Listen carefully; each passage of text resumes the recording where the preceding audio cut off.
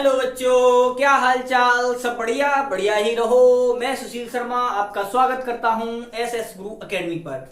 हम आज आपके लिए 3 क्वेश्चन लेके आए हैं। 3 से कितने क्वेश्चन बनेंगे वो आपको पता चल जाएगा। कभी भी अगर स्टडी कर रहे हैं आप तो ये मान के करना कि हमें नॉलेज चाहिए और हमेशा लॉन्ग क्वेश्चन को टारगेट बनाइए। लॉन्ग से क्या होगा, आप शॉर्ट खुद बना सकते हैं, शॉर्ट वहां से फंस सकते हैं, लेकिन अगर आपने शॉर्ट क्वेश्चन ही याद किया है तो उसे लॉन्ग में चेंज नहीं कर पाएंगे। ठीक है, तो देखो हमारा आज का पहला क्वेश्चन क्या है। ये है हाइड्रोजन परमाणु में एक इलेक्ट्रॉन नाभिक के चारों ओर 0.5 एंगस्ट्रॉम की त्रिज्या की कक्षा में 2.2 इंटू 10⁶ मीटर पर सेकेंड की चाल से चक्कर लगाता है। इसके समतुल्य धारा का मान ज्ञात करना है। ठीक है, तो हमारा ये पहला क्वेश्चन है। तो बात करते हैं पहले वाले क्वेश्चन की। तो क्या है, सभी लोग जानते हैं कि क्या होता है, बीच में होता है क्या, न्यूक्लियस होता है। इसके चारों ओर क्या होती हैं, अलग अलग ऑर्बिटर होती हैं। तो उनमें इलेक्ट्रॉन क्या करते हैं, रिवॉल्यूशन करते हैं, चक्रण करते हैं या रोटेट करते हैं, कुछ भी कह सकते हैं। तो मैंने क्या किया, एक इलेक्ट्रॉन को जैसे यहां पर मान लिया। ठीक है, अगर एक इलेक्ट्रॉन यहां पर मान लिया तो इलेक्ट्रॉन v वेग से गति भी कर रहा होगा भाई। ठीक है, और यहां से यानी ये मान के चलो यहां से लेके यहां तक की त्रिज्या दे रखी है आपको 0.5 एंगस्ट्रॉम दे रखी है। ठीक है, अब इसे क्या है, यहां पर r का मान यानी त्रिज्या का मान दे रखा है, लो हमने लिख लिया है। और क्या है, यहां से वेलोसिटी का मान दे रखा है। तो हम बात करते हैं पहले ही। तो यहां पर देखो, जब कोई इलेक्ट्रॉन होता है नाभिक के चारों ओर b चाल से r त्रिज्या ये मान ली और v चाल से जब गति करता है तो यहां पर जो धारा होती है तो I बराबर क्या होता है आपका Q/T होता है। लेकिन यहां पर T वो T समय सेकंड वाला नहीं है, यहां पर T का मतलब है आपका परिक्रमण काल, रिवॉल्यूशन टाइम। ठीक है, तो और Q, अब देखो हमारा इलेक्ट्रॉन की बात हो रही है तो Q का हो गया E और T का हो गया T रहेगा वो तो। ठीक, अब यहां से देखो, जब कोई भी वृत्तीय पथ पर गति कर रहा होता है तो पहली बात तो ये है उसके केंद्र की ओर उस पर आकर्षण बल लगता है जिसे केंद्र बल कहते हैं। यहां पर अब केंद्र बल का कोई मतलब नहीं निकल रहा है, जो हमसे क्वेश्चन कहा गया है हम वो करेंगे। तो यहां से ये हो गया। अब देखो, जब r त्रिज्या के वृत्तीय पथ पर गति करता है तो आपको ये सिंपल सा सूत्र पता होगा, चाल बराबर होता है दूरी बटे समय। ठीक, तो वहां से क्या है, हमारा जो समय निकलता है हम ऐसे लिख रहे हैं, तो समय बराबर क्या हो जाएगा, दूरी बटे चाल हो जाएगा। ठीक, तो अब दूरी तो इन्होंने क्या दे रखी है आपको, r दे रखी है, लेकिन चाल है चाल, तो वो चाल क्या है आपकी v है। ठीक, लेकिन ये जो दूरी है r मान के चल रहे हैं, वो देखो अब यहां पर ये यहां पर गति कर रहा है यहां पर, तो इसलिए जो r का मान है वो r ना होकर क्या बन जाएगा, 2πr बन जाएगा। क्यों, क्योंकि वो सरकमफेरेंस पे चल रहा है, परिधि पे चल रहा है, इसलिए यहां पर क्या हो जाएगा आपका r की बजाय क्या हो जाएगा 2πr अपॉन में हो जाएगा v। यानी ये जो टाइम आया है वो आपका 2πr अपॉन b है। तो यहां से I का जो मान आया है वो क्या हो जाएगा, E/T का मान आ गया आपका 2πr और v नीचे वाला पहुंच गया ऊपर। ठीक है, तो यहां से ये वाला आपका निकल के आया है, तो क्या आ गया, I का मान ये आ गया। अब देखो यहीं पे यहां पर तो ये वाला सूत्र लग जाएगा अभी। अब इसे और डिटेल में ले चलते हैं। तो क्या होता है, चुंबकीय द्विध्रुव आघूर्ण होता है, M बराबर होता है NIA, जहां पर N होता है तुम्हारा चक्रों की संख्या, I धारा होती है और A होता है जो भी आपने लूप लिया हो, परिनाल का लिया हो, दंड चुंबक लिया है या कोई कुंडली ली है तो उसका क्षेत्रफल होता है। तो यहां से N चक्रों की संख्या हमारे पास है नहीं, इसलिए N का मान लिया हमने 1। ठीक, तो यहां से I की वैल्यू अगर हम यहां से रख दें तो EV अपॉन में हो गया 2πr इंटू A का मान कोई भी होगा, लूप हो चाहे कुछ भी हो, तो उसका क्षेत्रफल होता है πr²। तो एक r से एक r कैंसिल हो जाएगा, पाई से पाई कैंसिल हो जाएगा, तो यहां से आ जाता है EVr अपॉन में 2। ये आता है तुम्हारा दंड चुंबक कह लें, चाहे परिनाल का, चाहे कुंडली, चाहे कुछ भी, उस चुंबक का चुंबकीय आघूर्ण ये आ जाता है। ठीक है, तो ये तो हो गया किसका, आघूर्ण का मान, यानी M बराबर हो जाता है EV R/2। ये इलेक्ट्रॉन का, अब देखो ये किसकी बात कर रहे थे हम, इलेक्ट्रॉन की, तो ये इलेक्ट्रॉन का चुंबकीय द्विध्रुव आघूर्ण आ गया है, ठीक है, ये हो गया। अब यहां वो सॉरी चुंबकीय द्विध्रुव, हाँ ठीक है।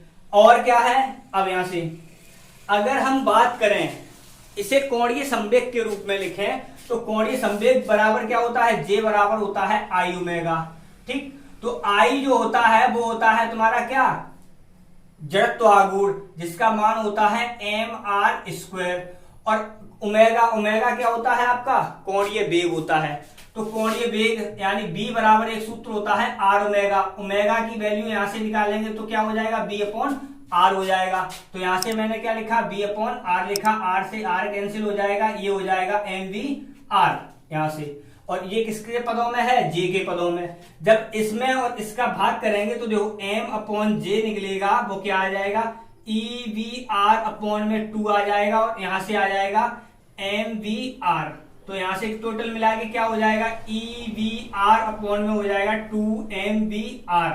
तो VR से VR कैंसिल, यानी टोटल मिला के आ गया E/2m, ठीक है। तो ये आ गया m बराबर आ जाएगा E/2m, और यहां पर आ जाएगा J, ठीक है, ये आ जाएगा। लेकिन क्या होता है, ये सदिश राशि होती है, ये भी सदिश राशि होती है। अगर इसी चित्र में बात की जाए तो इनका जो चित्र बनता है वो इस प्रकार से बनता है, v वेग से गति कर रहा है अगर तो, और यहां पर अगर आपका m है तो J नीचे होता है, तो एक दूसरे के क्या है, अपोजिट डायरेक्शन में होने के कारण यहाँ पर क्या लगा दिया जाता है, माइनस लगा दिया जाता है। तो एक सूत्र आपका ये भी आ गया है, ठीक है, ये कैपिटल एम है, ये स्मॉल एम है, ये द्रव्यमान है इलेक्ट्रॉन का, ठीक है। तो ये हो गया, लेकिन हमारा फॉर्मूला क्या बता रहा है, यहां से चलना है, तो यहां से चलते हैं, तो यहां से देखते हैं, ठीक। हमें धारा निकालनी है, तो धारा के लिए देखो I बराबर E इलेक्ट्रॉन का आवेश होता है, जिसका मान होता है 1.6 × 10⁻⁻19 इंटू V का मान दे रखा है आपको 2.2 × 10⁻6, और 2 पाई, अब यहां से 2 पाई का मान रखना है यहाँ पर 22/7, क्योंकि यहां से ये कैंसिल हो जाएगा इसलिए, ठीक है। और 3.14 भी रख सकते हैं, और R का मान दे रखा है 0.5 एंगस्ट्रॉम, एंगस्ट्रॉम को बदल दिया है मीटर में, तो ये हो गया 10⁻⁻10। अब यहां से क्या है, इसे काट दिया अगर हमने, तो यहां से क्या है, पॉइंट से पॉइंट हट जाएगा, और ये कट जाएगा, ये हो गया। तो यहां से क्या हो जाएगा, इसे काट दिया 0.8 टाइम, तो 0.8 इंटू, और कितना ऊपर बचेगा, कुछ नहीं, तो 10⁻, देखो माइनस का 19 प्लस का 6, और ये प्लस का 10 ऊपर जाके, माइनस का 10 ऊपर जाके प्लस का बन जाएगा, और अपॉन में यहां पर रह जाएगा आपका ये 7 भी ऊपर जाएगा, तो यहां पर मैंने गुणा में 7 लिख लिया है, और ये रहा यहां पर सिर्फ बचा आपका 5, तो यहां से पॉइंट हटाया, ये 50 कर दिया, तो ये हो गया कितना, 7 × 8 = 56 इंटू 10⁻, यहां पर कितना हो जाएगा, प्लस का हो जाएगा देखो 16, और माइनस का कितना है 19, तो माइनस का बचेगा आपका 3, और ये 56 है, और ये रहा 50। इस पावर को हम ऊपर ले जाएंगे तो ये -9 हो जाएगी, ये प्लस का 10 है, यानी प्लस का 1 है पावर में, ठीक। तो ये ऊपर ले जाके माइनस में हो जाएगी, तो ये हो जाएगा 56 × 10⁻, हो जाएगा -4 अपॉन में हो जाएगा 5, इसे काट दिया, तो ये हो जाएगा 5 × 1 = 5, 5 दूनी 5 × 1 = 5, और 5 × 1 = 5, 1 बच गया, तो पॉइंट लगाया, और ये हो गया 10, 5 दूनी 10 इंटू 10⁻⁻4, ये आ गया आपका एम्पियर, ठीक। तो ये आ गई आपकी धारा। ये पहला क्वेश्चन हुआ आपका। अब देखते हैं दूसरा क्वेश्चन। दूसरा क्वेश्चन क्या कह रहा है, ये कह रहे हैं किरचॉफ के विद्युत चुंबकीय परिपथ संबंधी नियमों की सहायता से संतुलन अवस्था में व्हीटस्टोन सेतु के लिए ये प्राप्त करना है, ठीक है। तो देखते हैं ये वाला,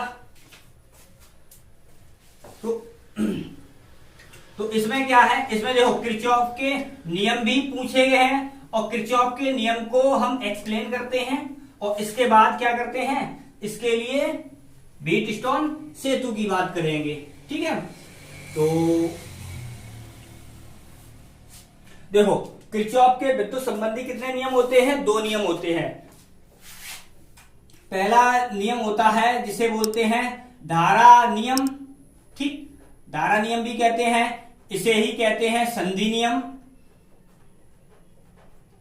अगर बात की जाए तो संधि का नियम होता है, ये होता क्या है, तो पहली बात तो देखो, संधि जब भी बनेगी, किरचॉफ के नियम की बात कर रहे हैं, पीएन संधि की बात नहीं कर रहे हैं, ये भी ध्यान रखना।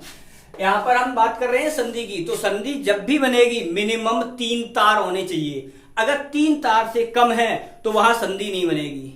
ये भी है 1 नंबर का क्वेश्चन, ठीक। तो ये क्या होता है, किसी भी संधि पर यानी किसी भी पॉइंट पर मिलने वाली धाराओं का जो बीजगणितीय योग होता है वो शून्य होता है। यानी क्या होता है, सिग्मा आई बराबर होता है 0। जब यहां से अब पॉइंट क्या निकलता है, जो संधि की ओर धारा जाती हैं उन्हें लिया जाता है पॉजिटिव, और जो संधि से दूर जाती हैं उन्हें लिया जाता है निगेटिव। फॉर एग्जांपल ये रहा, यहाँ पर जो धाराएं जैसे आ रही हैं इन्हें तो प्लस में लिया जाएगा, लेकिन ये दूर जा रही है इसे नेगेटिव में लिया जाएगा, ठीक है। तो इसलिए क्या होता है, जितनी भी धाराएं आ रही होती हैं उनका योग और जो दूर जा रही होती उनका योग आपस में हो जाता है बराबर। इसलिए ये जो नियम होता है संधि का नियम, ये होता है आवेश संरक्षण के नियम पर आधारित नियम होता है ये, ठीक। ये तो होता है पहला नियम। दूसरे नियम की बात करते हैं तो ये होता है आपका बंद पास का नियम, बंद पास का नियम या लूप का नियम, ठीक, या बोल्टता का नियम, ठीक। ये 3 नामों से जाना जाता है।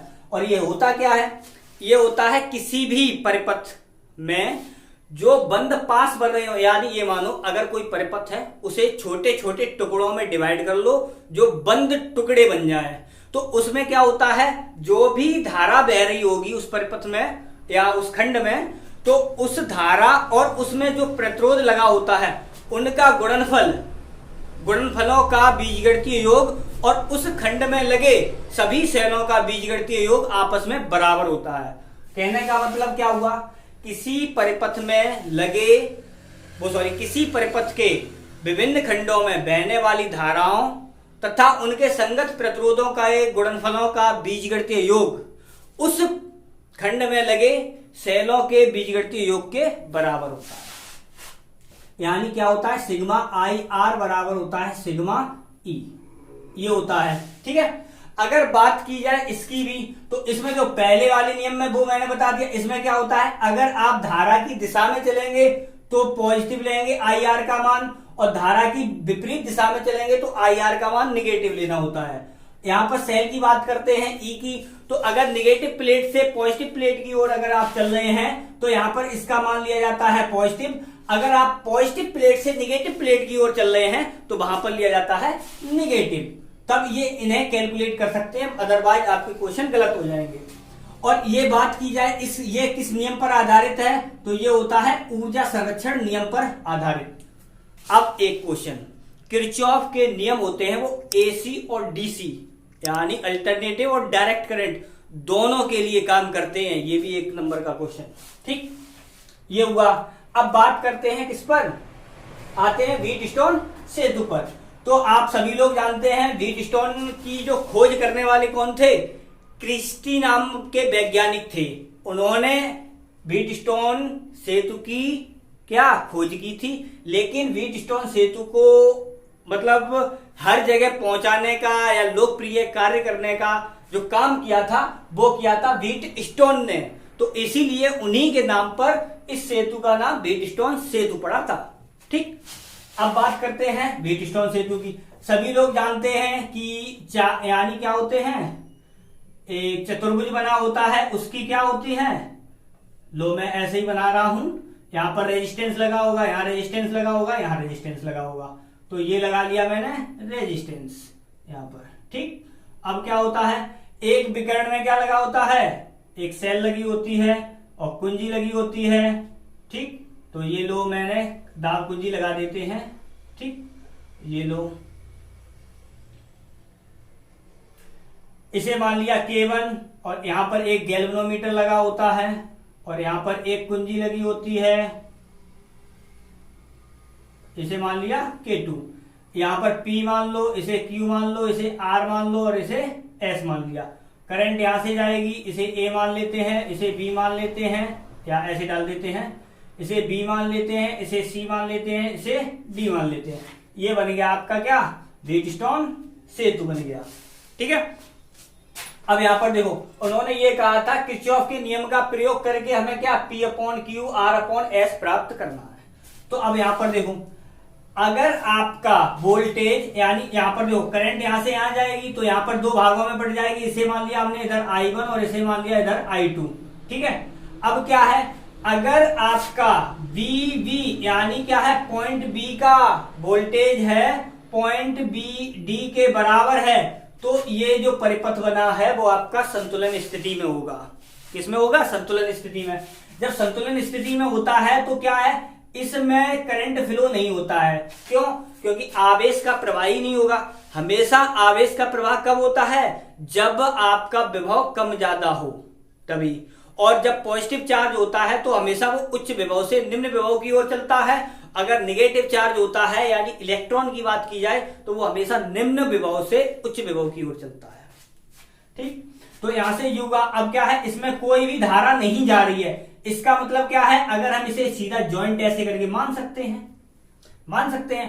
अब क्या हुआ, यहां पर देखो ये एक बन गया आपका बंद पास, बंद लूप बन गया या बंद पास बन गया। तो यहां पर हमने किरचॉफ का नियम लगाया, तो अभी मैंने बताया था आपका ये वाला नियम लगेगा, सेकंड वाला। ठीक, बंद लूप बन चुका है। तो यहां पर क्या है, मैंने बताया था धारा की दिशा में चलेंगे तो IR का मान पॉजिटिव, और ये प्रतिरोध है PQRS। ठीक, तो यहां पर देखो धारा का मान क्या है, I1 इंटू प्रतिरोध क्या है P माइनस, अब सॉरी यहां पर क्या है, चलो ठीक है, अब यहां से यहां आए। अब देखो धारा नीचे जा रही है लेकिन हम चल रहे हैं उसके अपोजिट, इसलिए यहां पर क्या आ जाएगा, माइनस आ जाएगा। तो ये हो गया I2 इंटू ये क्या हो जाएगा आपका R बराबर क्या हो गया, 0। क्यों? क्योंकि इसमें कोई भी सेल ही नहीं लगी है।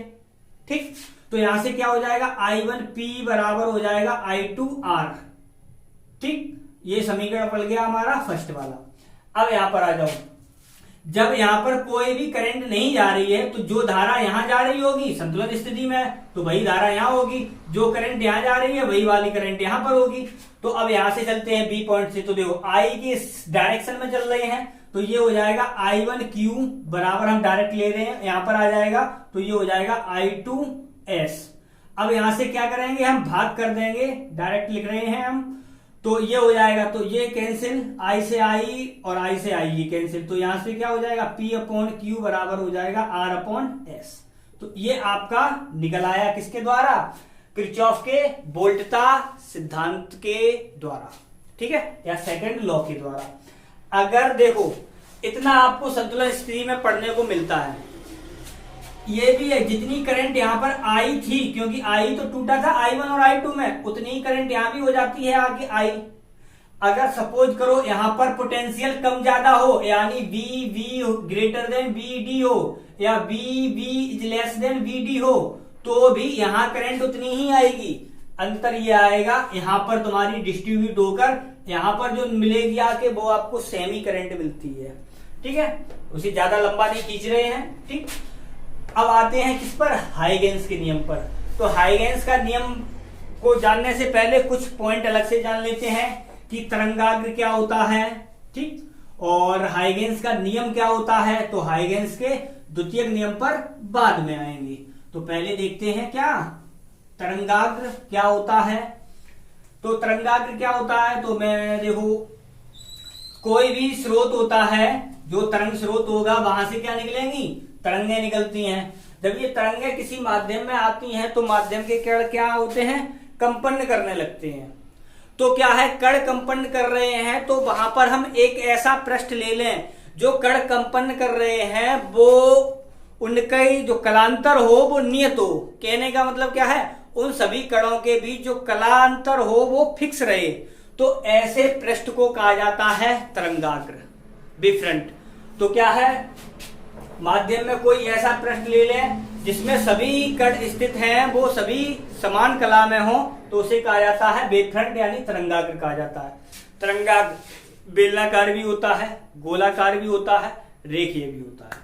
ठीक है, अब क्या है, हाइगेंस ने क्या बताया था, हाइगेंस ने ये कहा था, हाइगेंस का तरंग सिद्धांत पहले देख लेते हैं फिर आते हैं द्वितीयक तरंग सिद्धांत पर। तो हाइगेंस का तरंग सिद्धांत क्या था कि जब तरंगें किसी सोर्स से निकलती हैं तो वो माध्यम से होते हुए हमारे पास तक आ पाती हैं। तो जो ये किरणें माध्यम से होते हुए आती हैं तो इस माध्यम को उन्होंने मान लिया था ईथर। और ईथर क्यों माना था, क्योंकि इसका जो घनत्व होता है वो कम होता है।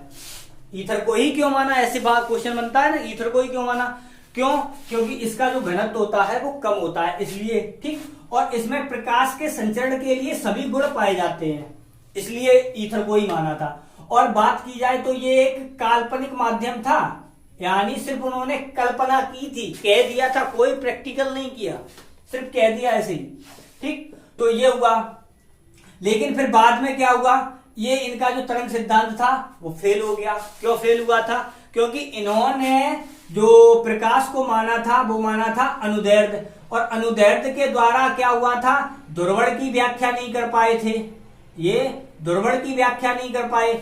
और क्या हुआ, माइकलसन मोरली ने जब प्रैक्टिकली किया तो उन्होंने कोई ईथर नामक माध्यम ही नहीं माना उन्होंने, ठीक। और प्रकाश विद्युत प्रभाव की व्याख्या नहीं कर पाया ये सिद्धांत, इसलिए इसे विफल होना पड़ा।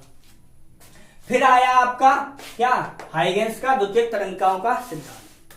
हाइगेंस का द्वितीयक तरंगिकाओं का सिद्धांत क्या कहता है, ये कहता है जो प्रकाश तरंगें विभिन्न स्रोतों से निकलकर आती हैं तो माध्यम के विभिन्न कण कंपन करने लगते हैं, भाई कण कंपन करने लगते हैं, तो माध्यम में कोई हम ऐसा पृष्ठ ले लें जिसमें स्थित सभी कण हैं कंपन की समान कला में हो, यानी कलांतर नियत रहे, तो उसे कहा जाता है क्या, तरंगाग्र। तरंगाग्र कहा गया।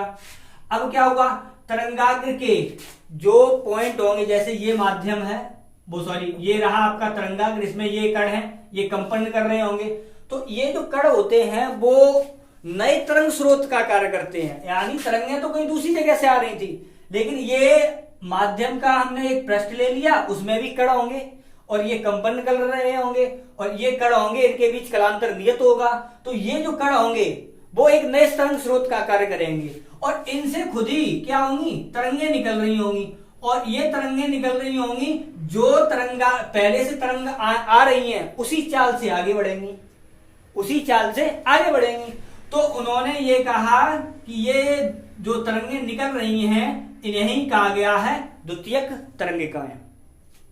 अब क्या है, जो ये माध्यम के कण हैं इनसे द्वितीयक तरंगिकाएं निकल रही हैं, इन्हें क्या है, इनका एनवेलोप खींचा जाए या इन्हें स्पर्श करता हुआ कोई पृष्ठ खींचा जाए तो क्या होता है, ये इस तरंगाग्र की नई स्थिति को बताती हैं, नई स्थिति को बताती हैं, वो बताते हैं, सॉरी कण हैं। अब जैसे क्या किया मैंने, ऐसे किया, जैसे ये रहे आपका, ठीक, तो ये रहा, ये रहे कण, और क्या है, ये तो ऐसे करके जा रहा है, और अगर हम इसे स्पर्श करता हुआ कोई ऐसे करके पृष्ठ खींचे, ये तो ये है इस तरंगाग्र के लिए ये वाली नई स्थिति होगी, इस वाले तरंगाग्र की नई स्थिति होगी, तो वही इन्होंने ये कहा था। लेकिन क्या है, ये जो तरंगाग्र होता है, गोलीय तरंगाग्र मानते हैं, बहुत दूरी हो जाती है तो ये तरंगाग्र होता है वो कैसा बन जाता है आपका, समतल तरंगाग्र बन जाता है जाके। तो यही था इनका द्वितीयक तरंगिकाओं का सिद्धांत। अब क्या कहा इन्होंने, ये कहा है तरंग दैर्ध्य दे रखी है आपकी, लैम्डा का मान दे रखा है आपको 6000 एंगस्ट्रॉम, इसे हो गया 6 × 10⁻⁻7 मीटर हो गया, एंगस्ट्रॉम को मीटर में चेंज कर लिया।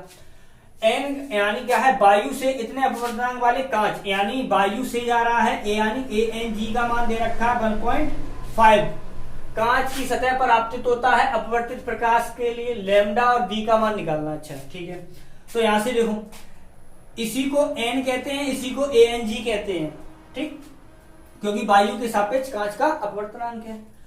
अब यहां से जो आपका एक सूत्र होता है वो होता है n बराबर होता है C/V। अब यहां से n हमें क्या है, देखो v का मान निकालना है, अपवर्तित, क्योंकि प्रकाश का अपवर्तन हो रहा होगा, और अपवर्तन क्या होता है, जब प्रकाश की कोई किरण एक माध्यम से दूसरे माध्यम में जाती है तो अपने मार्ग से विचलित हो जाती है, तो वो घटना कहलाती है हमारी क्या, प्रकाश का अपवर्तन। अपवर्तन के दो नियम होते हैं, आपतित किरण और अपवर्तित किरण, और आपतन बिंदु तीनों एक ही तल में होते हैं। आपतन कोण की ज्या और अपवर्तन कोण की ज्या का जो अनुपात होता है वो आपका क्या होता है, I/R बराबर n होता है, एक नियतांक के बराबर होता है। इसे क्या कहते हैं, स्नेल का नियम कहते हैं। और ये AN है, ये अगर हम इसे एयर वाला मान लें, ठीक है, और इसे क्या है 1n2, या इसे कांच मान लें, यानी इसे वायु मान लें और इसे कांच मान लें, तो क्या हो जाएगा ANG बन जाएगा ये, ठीक, वही दे रखा है। अब यहां से हमें v का मान निकालना है, तो क्या हो जाएगा, c/n हो जाएगा। c की वैल्यू फिक्स होती है, 3 × 10⁸ होती है। n की वैल्यू आपको दे रखी है 1.5, यहां से पॉइंट हटाया, ये हो गया, तो यहां से 2, यानी v का मान आ गया 2 × 10⁸ मीटर पर सेकेंड आ गया। ठीक है, लैम्डा की बात की जाए तो प्रकाश जब एक माध्यम से दूसरे माध्यम में जाता है तो उसकी भी तरंगदैर्घ्य बदल जाती है, वेग भी बदल जाता है। क्या नहीं बदलता है, आवृत्ति नहीं बदलती है। तो यहां से अगर हम बात करें लैम्डा की, तो देखो लैम्डा m का जो मान होता है किसी भी मीडियम में, वो होता है तुम्हारा ये, किसी भी मीडियम में लैम्डा का मान होता है λ/n के बराबर होता है। तो लैम्डा का मान आपको दे रखा है और लैम्डा m का मान निकालना है। ठीक है, क्योंकि दूसरे माध्यम में जा रही है, तो लैम्डा m बराबर हो जाएगा, या ग्लास लिख सकते हैं। तो कितना है आपका, लैम्डा का मान 6 × 10⁻⁻7 है, n का मान 1.5 है, यहां से हटाया, ये हो गया 4, यानी 4 × 10⁻⁻7 मीटर। इसे अगर हम लिखना चाहें तो कितना लिख सकते हैं, 4000 एंगस्ट्रॉम लिख सकते हैं। तो ये थे आपके 3 क्वेश्चन। अब अगर वीडियो आपको पसंद आया हो तो वीडियो को लाइक करें, चैनल पर नए आए हो तो चैनल को सब्सक्राइब करें और अपने दोस्तों के साथ शेयर करें। बाय।